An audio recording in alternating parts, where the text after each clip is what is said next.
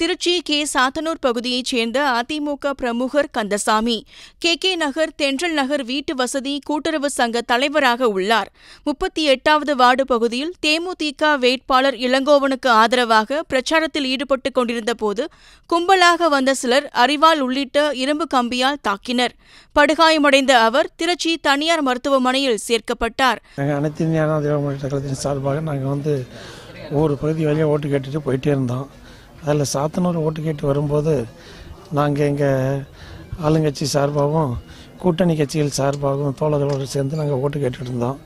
அப்போ அமமுக சேர்ந்தவர்கள்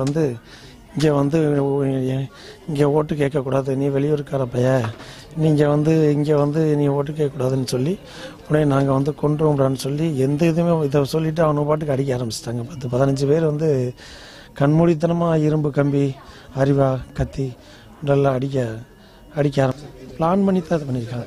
அவருக்கு ஆறுதல் கூறிய அமைச்சர் வெல்லமண்டி நடராஜன், எந்த கட்சியைச் சேர்ந்தவர்கள் தாக்கினர் என்பதை கந்தசாமியே தெரிவித்துள்ளதால் போலீசார் உடனடி நடவடிக்கை எடுக்க வேண்டும் என்றார்.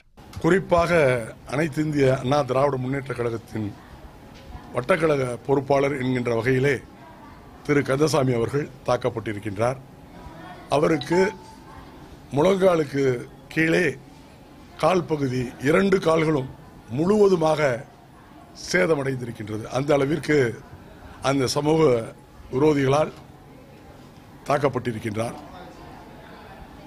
தலையிலே பலத்த காயம், ஆயுதத்தால் தாக்கப்பட்டு வெட்டுக்காயம் பட்டிருக்கின்றது. அந்த அளவிற்கு தாக்கப்பட்டிருக்கின்றார்.